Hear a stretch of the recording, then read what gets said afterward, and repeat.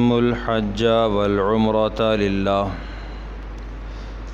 فإن أحصرتم فما استيسر من الهدي ولا تحلقوا رؤوسكم حتى يبلغ الهدي محله فمن كان منكم مريضا أو به أذى من رأسه ففدية من صيام أو صدقة أو نسك فإذا أمنتم فمن تمتع بالعمرة إلى الحج فما استيسر من الهدي فمن لم يجد فصيام 3 أيام في الحج و7 إذا رجعتم تلك 10 كاملة ذلك لمن لم يكن أهله حاضر المسجد الحرام واتقوا الله واعلموا أن الله شديد العقاب صدق اللہ العظیم۔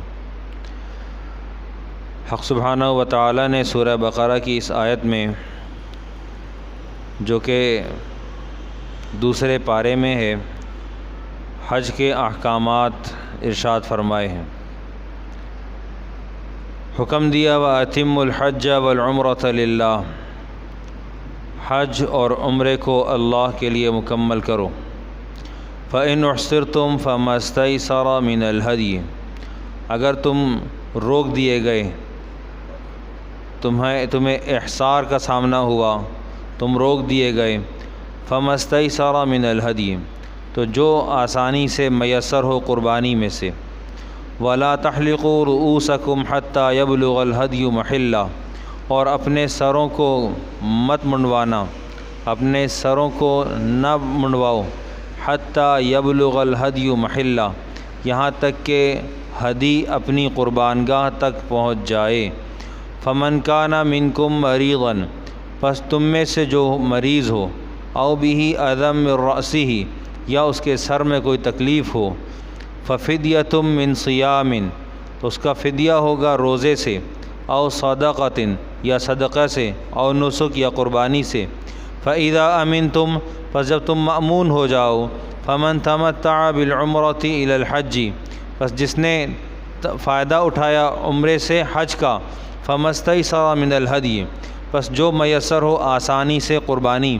فَمَن لَّمْ يَجِدْ فَصِيَامُ 3 أَيَّامٍ فِي الْحَجِّ و7 إِذَا رَجَعْتُمْ، پس جو نہ پائے تو فَصِيَامُ 3 أَيَّامٍ، 3 دن کے روزے ہیں، فی الحج، حج میں، و7 إِذَا رَجَعْتُمْ، اور 7 روزے ہیں جب کہ تم پلٹ کر واپس آ جاؤ، اِذَا رَجَعْتُمْ، جب کہ تم لوٹ جاؤ۔ تِلْکَ 10 کاملہ، یہ مکمل 10 ہیں۔ ذَلِكَ لِمَن لَّمْ يَكُنْ أَهْلُهُ حَاضِرِ الْمَسْجِدِ الْحَرَامِ، یہ اس کے لیے ہے، یہ حکم نامہ اس کے لیے ہے جس کے گھر والے مسجد حرام میں نہ رہتے ہوں، حرم کی حدود میں۔ واتقوا اللہ، اللہ سے ڈرو، واعلموا ان اللہ شدید العقاب، اور جان لو کہ اللہ سخت بدلہ لینے والا ہے، سزا دینے والا ہے، بڑا بادشاہ ہے۔ تو جناب یہاں حق سبحانہ و تعالی نے احکامات حج ذکر فرمائے ہیں۔ اہم بات جو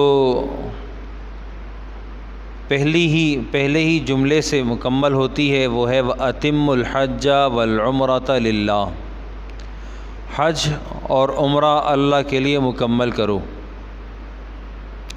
پہلے حج کی فرضیت ہے وہ ایسے کہ آدمی صاحب نصاب ہو، اور اس کے لیے ارشاد فرمایا من استطاع الیہ سبیلا، جو اس کی طرف زاد راہ رکھتا ہو، کامل نصاب کو پہنچ گیا ہے، اللہ نے صاحب حیثیت بنا رکھا ہے، اس کو چاہیے کہ وہ حج کرے۔ حج کے لیے نصاب کی تکمیل شرط ہے، اور خود ساختہ فرائض جیسے بیٹی کی شادی، مکان کا بنانا، اچھی گاڑی کا خریدنا، بچوں کی شادیوں سے فراغت یا ریٹائرمنٹ کے ہو جانے کے بعد، یہ سارے ذاتی خود ساختہ فروض ہیں، یہ خود ساختہ فرائض ہیں۔ حج کی فرضیت نصاب کی تکمیل سے ہوتی ہے۔ ایک آدمی اپنی جوانی میں 30 سال کی عمر میں وہ اتنا صاحب حیثیت ہے، اتنا صاحب مال ہے کہ اس کے اوپر حج فرض ہو گیا، اس کو چاہیے کہ وہ حج کر لے۔ اب اگر وہ کہتا ہے کہ جی یہ تو بڈھوں کا کام ہے، ابھی تو مجھے بہت کام کرنا ہے، ابھی تو مجھے بہت ترقی کرنی ہے، اور وہ ترقی کرتے کرتے یہ سوچ کر کئی بیٹی کی شادی باقی ہے اس سے سبکدوش ہو جاؤں، پھر یہ سوچ کر کہ نہیں صرف عمرہ کر لیتے ہیں، منی حج، چھوٹا سا عمرہ کر لیتے ہیں، حرم دیکھنا تو ہے، دیکھ کے آ جائیں گے۔ جس کے ذمے حج فرض ہے اس کے ذمے نفلی عمرہ نہیں ہے، اور عمرہ کسی کے ذمے بھی فرض کے درجے میں نہیں ہے۔ اس شخص کے ذمے فرض ہوگا جس آدمی نے عمرے کی وجہ سے حج فرض ہوگا، اس شخص کے لیے جس نے شوال کا چاند نظر آتے آتے عمرہ کیا، اس کے ذمے واجب ہے کہ وہ اب احرام حج کا باندھے، ضروری ہے۔ اور اگر موجودہ حالات، موجودہ ویزا سسٹم، اس میں پھر اجتہاد ہو جائے گا، اب ٹکٹ نہیں ملتی، واپسی آنا ہے، 30 تاریخ ہو گئی ہے، پاکستان میں چاند ہو گیا، وہاں ایک دن پہلے عید ہو گئی، وہاں سے آپ کو نکلنا ضروری ہے، اس لیے کہ آپ کے پاس جو ہے نا وہ تاشیرہ ہے، ٹکٹ ہے، اور وہ ٹکٹ ضائع ہو جائے گا، سعودی رکنے نہیں دیتے، تو یہاں پر اجتہاد ہوگا، انسان گناہگار نہیں ہوگا، کیوں؟ احکامات اس طرح سے متوجہ ہوئے ہیں، وہاں کے حالات اس طرح سے متوجہ ہوئے ہیں۔ لیکن ایک آدمی یہ سوچے کہ جی میں تو کروں گا جب اپنا ذاتی مکان بنا لوں، یہ میرا فرض ہے، میں اپنے بچوں کو چھت فراہم کروں، یہ چھت فراہم کرنے کی ذمہ داری، کچھ جل رہا ہے، یہ چھت فراہم کرنے کی ذمہ داری اس کے والد کی خود کی نہیں ہے، اس کو چاہیے کہ یہ اپنے ذمے کے فرض کا انتظام کرے، فرض سے سبکدوش ہو۔ اگر خدا نہ خواستہ یہ فرض کو چھوڑ کر مر رہا ہے تو حق سبحانہ و تعالیٰ اس بات سے بری ہیں، جیسا کہ نبی کریم صلی اللہ علیہ وسلم نے ارشاد فرمایا، جو استطاعت رکھتا تھا اور اس نے استطاعت کے باوجود حج نہیں کیا تو اللہ کو اس کی کوئی پرواہ نہیں ہے کہ چاہے کہ وہ کفر میں مرے، وہ کسی بھی مذہب پہ جا کر مرے، کوئی فرق نہیں پڑتا۔ ایک سخت وعید ہے اس حدیث میں، اس کا مفہوم ہے۔ ہمیں اس بات کو سمجھ لینا چاہیے کہ وَأَتِمُّ الْحَجَّ وَالْعُمْرَةَ لِلَّهِ کا معنی یہ ہے کہ جس نے احرام باندھ لیا اس کے ذمے ہے کہ وہ اللہ کی رضا کے لیے، اللہ کی رضا کے حصول کے لیے اپنے حج یا عمرے کو مکمل کرے۔ وَلَا فَإِنْ أُحْصِرْتُمْ، اگر تم روک دیے گئے، پس منظر ہی بتاتا ہوں، اگر تم روک دیے گئے، فَمَسْتَيْسَرَ مِنَ الْهَدْيِ، تمہارے پاس جو ہدی میں سے میسر ہو وہ۔ وَلَا تَحْلِقُوا رُؤُوسَكُمْ، اپنے سروں کو نہ منڈوانا، بال گنجے نہ کرنا، بال نہ ہٹانا، حَتَّى يَبْلُغَ الْهَدْيُ مَحِلَّهُ، یہاں تک کہ ہدی اپنے مقام پر، اپنی قربانگاہ تک نہ پہنچ جائے۔ پیارے پیغمبر صلی اللہ علیہ وسلم نے سن 6 ہجری میں خواب دیکھا، اپنے آپ کو حرم میں دیکھا، ساتھی ہم عمرہ کر کے آئے ہیں، احرام کھول رہے ہیں، سر منڈوا رہے ہیں، آپ علیہ الصلوۃ والسلام نے صحابہ کو بتایا، صحابہ بیتاب ہو گئے، اس ارادے کے ساتھ بیتاب ہوئے کہ اب تو عمرہ ہوگا، تیاری کر لی، عمرے کے لیے روانہ ہوئے، جگہ حدیبیہ کے مقام پر پہنچے تو وہاں سے عثمان رضی اللہ تعالیٰ عنہ کو مکہ مکرمہ بھیجا کہ آپ جا کے وہاں سے اجازت نامہ لے آئیں، ان سے بات کر لیں کہ جی ہم صرف عمرہ کرنے آئے ہیں، عمرہ کریں گے واپس چلے جائیں گے۔ وہاں سے عمر تشریف لائے، انہوں نے آ کر جو ہے مذاکرات کیے اور ان شرائط کے اوپر بات ٹل گئی، اب عمرہ آئندہ سال ہوگا، اور جو عمرہ آئندہ سال ہوگا تو قربانی کیا ہوگی؟ قربانی وہیں ہوگی۔ یہاں ایک چھوٹا سا اختلاف ہے، امام شافعی رحمۃ اللہ علیہ کہتے ہیں جس جگہ پر احصار ہوا ہے، جس جگہ پر روکا گیا ہے، عمرہ وہیں قربانی وہیں ہوگی۔ ابو حنیفہ رحمۃ اللہ علیہ کہتے ہیں کہ قربانی حرم میں ہوگی، حرم میں ہوگی۔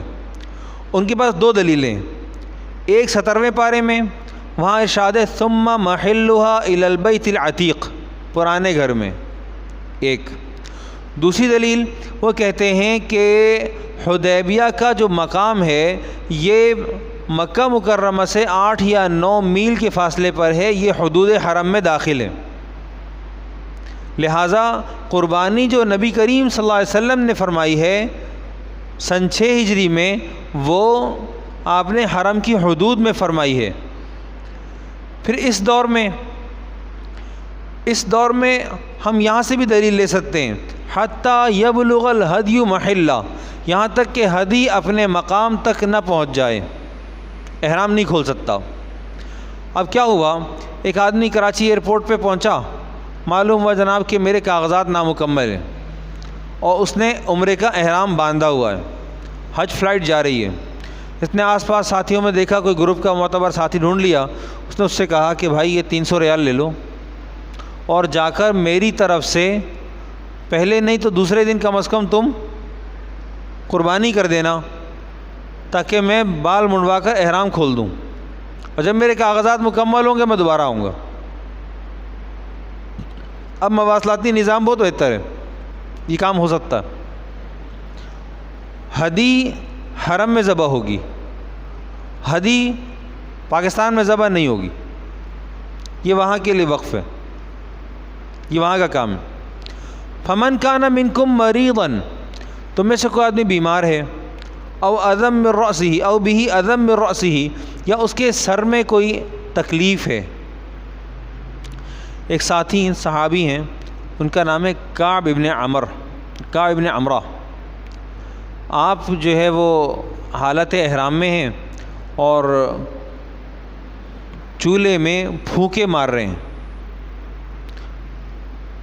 احرام کی حالت ہے، تو احرام کی حالت میں اب سر میں جوئیں پڑ چکی ہیں، وہ بہت زیادہ ہیں، چہرے پر آ رہی ہیں۔ نبی علیہ السلام کا گزر ہوا، آپ علیہ الصلاۃ والسلام نے ارشاد فرمایا کیا یہ تمہیں تکلیف دے رہی ہیں؟ ان کا جی۔ آپ علیہ الصلاۃ والسلام نے حکم دیا کہ تم بال منڈوا لو اور 6 مسکینوں کو 3 صاع صدقہ کر دو، 6 مسکینوں کو 3 صاع صدقہ کر دو، تقریباً 3.5 کلو 4 کلو اس طرح سے کچھ وہ کھانا پینا تھا، صدقہ کر دو، نہیں 9 کلو بنے گا تقریباً، تو صدقہ کر دو، حکم جاری کر دیا۔ یہ دلیل ہے اس بات کی، او بہ اذم من رأسہ، اگر کسی آدمی کے سر میں کوئی تکلیف ہو، چونکہ احرام کے ساتھ کچھ پابندیاں لاگو ہوتی ہیں، ان میں بنیادی بال نہیں کٹوانا، خوشبو نہیں لگانا، خوشبو والا صابن بھی منع ہو گیا، بال کا از خود توڑنا بھی منع ہو گیا، پورے جسم سے کہیں سے کوئی بال نہیں لے سکتا، بیوی کے پاس جانا منع ہو گیا۔ جو احرام کی ممنوعات محظورات لاگو ہوئیں، ان کی وجہ سے اب اس آدمی کو حلال ہونے کی کوئی صورت اسی وقت ممکن ہے جب کہ وہ احرام سے باہر آ جائے، اور احرام سے باہر آنے کے لیے سر منڈوانا شرط ہے، یہ ضروری ہے۔ فمن کان منکم مریضا او بہ اذم من رأسہ ففدیۃ من صیام، کعب سے صدقہ کروایا نبی علیہ السلام نے، ارشاد فرمایا ففدیۃ من صیام، یا تو روزہ رکھ لے، او صدقۃ، یا صدقہ دے دے، او نسک، یا قربانی کرے۔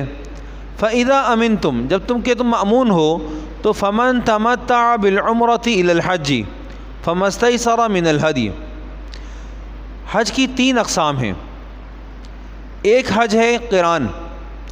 قران کا مطلب یہ ہے کہ ایک ہی احرام سے، سمجھیے گا، ایک ہی احرام سے حج اور عمرہ دونوں کرنا، عمرہ مقدم ہوگا اور حج مؤخر ہوگا۔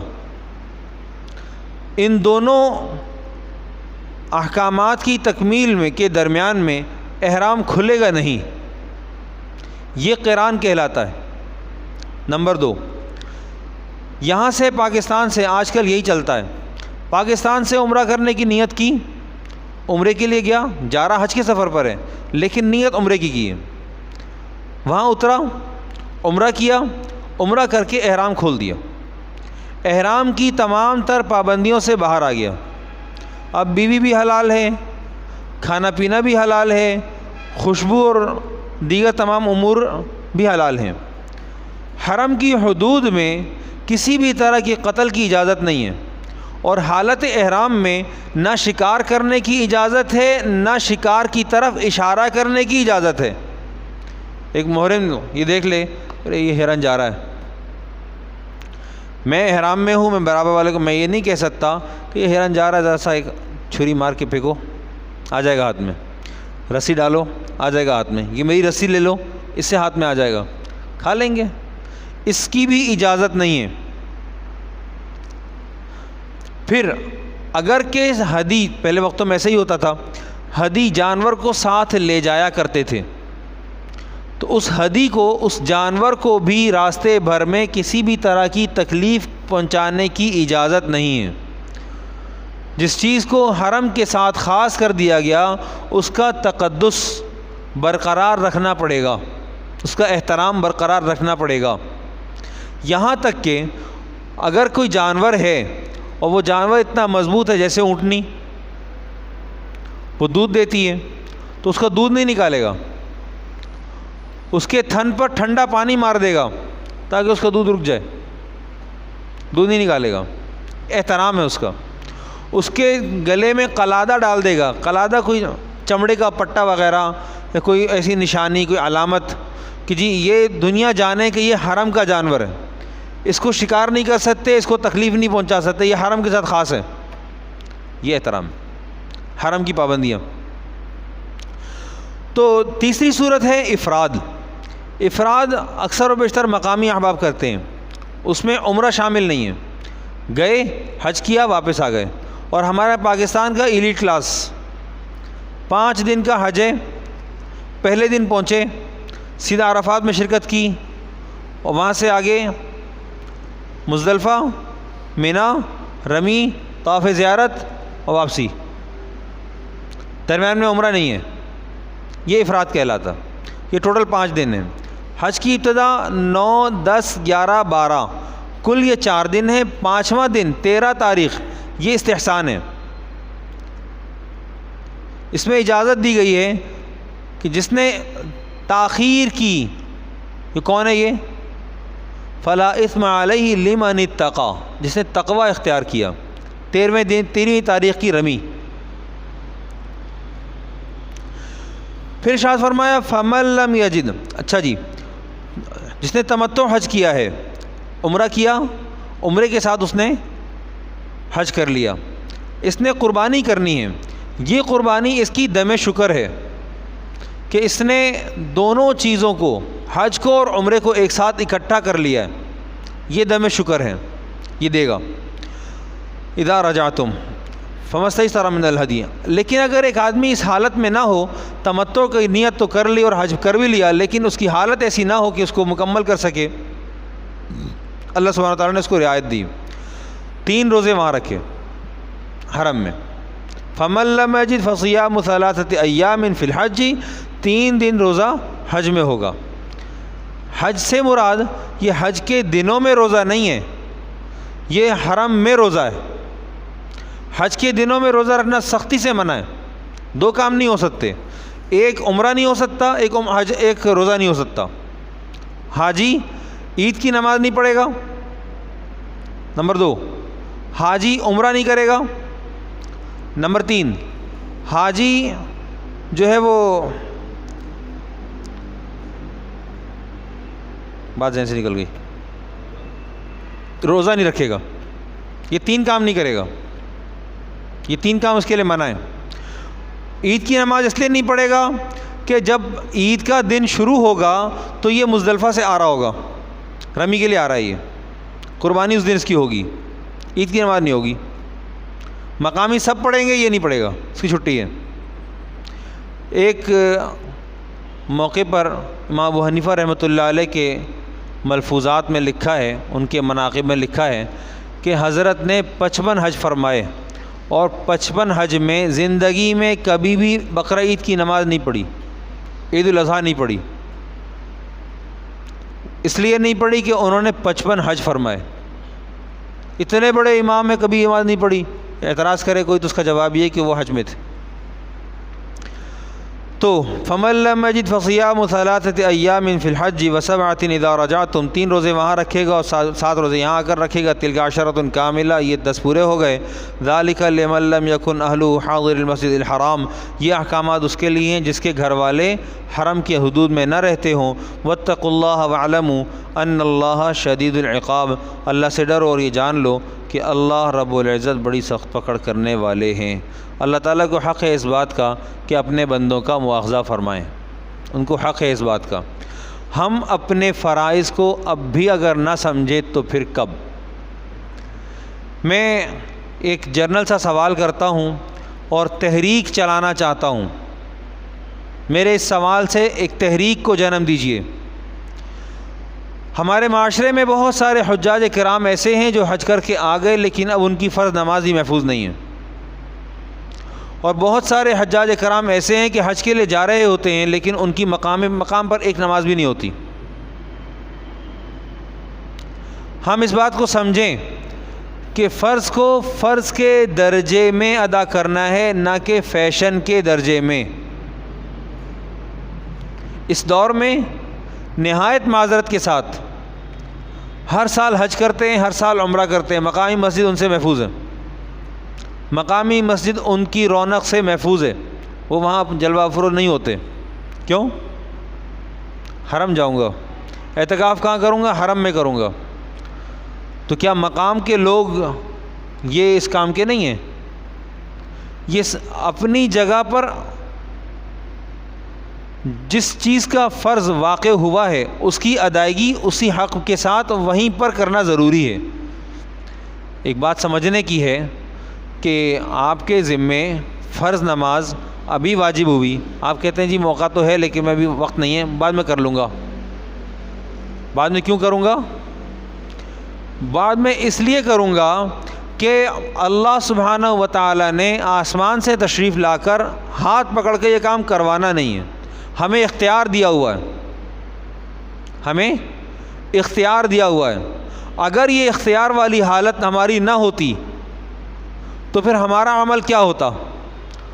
اور اگر 50 نمازیں ہوتیں جیسے کہ فرض ہوئی تھیں، 50 ہوتیں تو ہر 24-25 منٹ کے بعد ایک نماز ہوتی، پھر روزگار کیا کرتے؟ پھر اولاد کو کیسے دیکھتے؟ اپنی خواہشات کی تکمیل کا انتظام کیسے کرتے؟ اپنی ضروریات کیسے پوری کرتے؟ نہیں کر سکتے تھے۔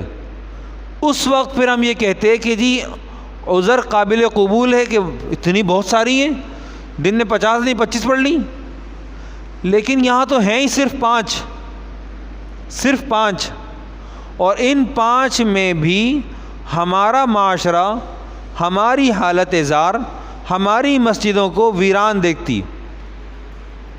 ہم خود اپنے ہاتھ سے اپنے مجرم ہیں۔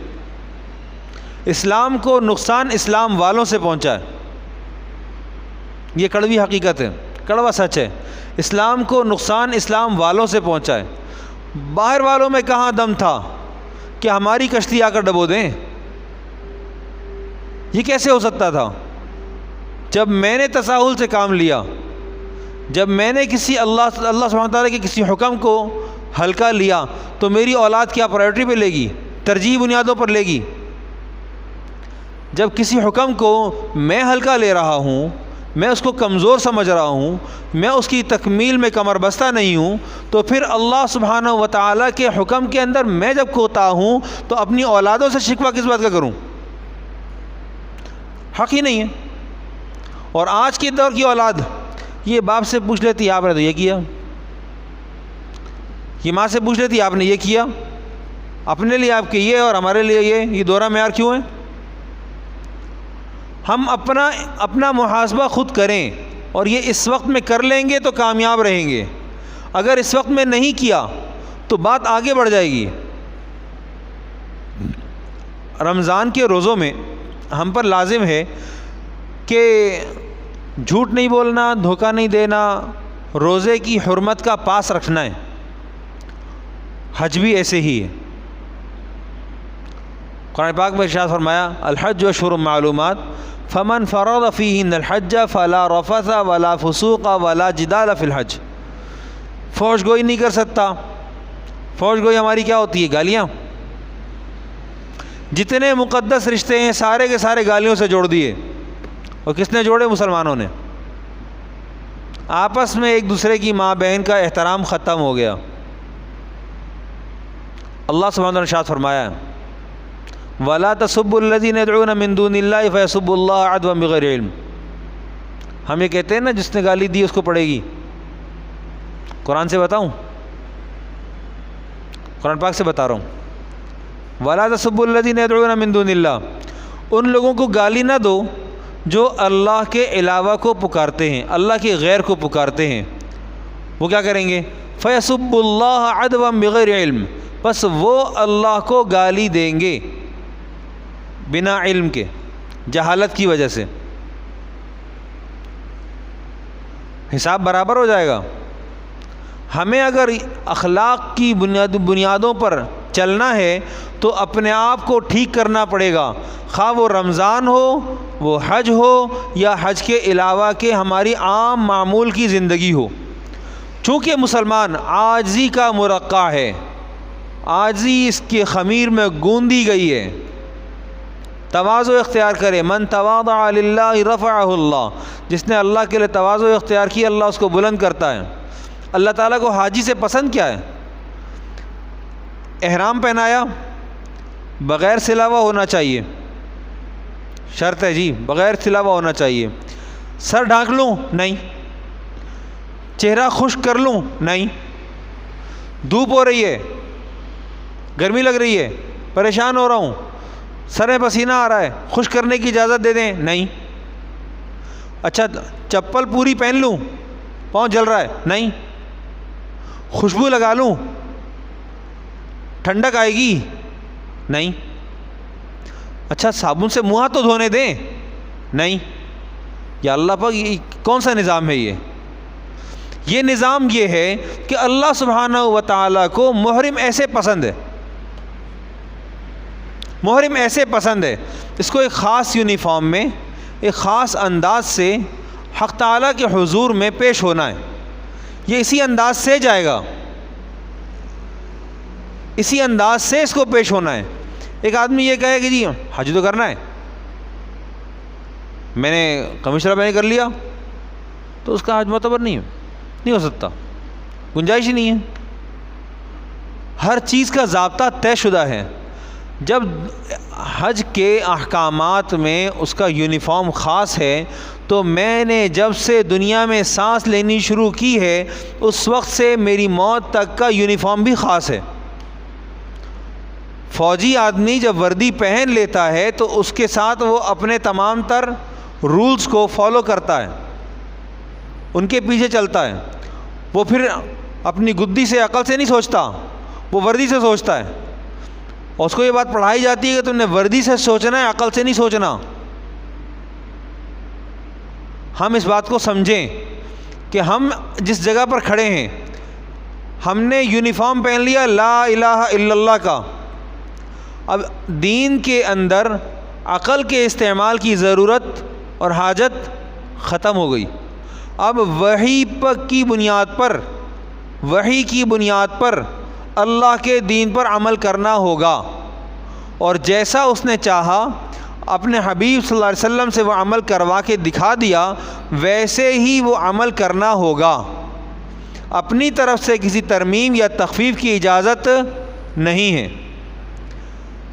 ہم ترمیم نکالنے میں یا تخفیف نکالنے میں اپنی ذاتی رائے رکھنے لگے ہیں, اور اس کی اجازت قطعاً نہیں ہے. ہم خود ماشاءاللہ صاحب الرائے ہو گئے. بعض اوقات ایسا ہوتا ہے کہ علماء کی مجلس میں بھی عام آدمی جواب دینے کے لیے بول پڑتا ہے. کئی مرتبہ کا تجربہ, میراث کا مسئلہ آیا, بول پڑے. آپ سے پوچھا نہیں ہے, آپ کیوں بولے؟ نہیں ایسے ہی ہوتا ہے. اگر ایسا ہوتا ہے تو ٹھیک ہے, آپ بول لیجئے. مذہب رائے زنی کا نام نہیں ہے. میرے نزدیک یا میری عقل کے مطابق نہیں چلے گا. جیسا وحی سے آیا ہے, جیسا پیارے پیغمبر صلی اللہ علیہ وسلم نے سمجھایا ہے ویسے ہوگا تو انشاءاللہ کامیابی ہے. اللہ رب العزت سے دعا ہے اللہ سبحانہ و تعالیٰ کما حقہ تقوی اختیار کرنے کی توفیق عطا فرمائے۔ اس آیت کے آخر میں حق تعالیٰ نے یہی ارشاد فرمایا واتقوا اللہ ان اللہ واعلموا ان اللہ شدید العقاب، صدق اللہ العظیم۔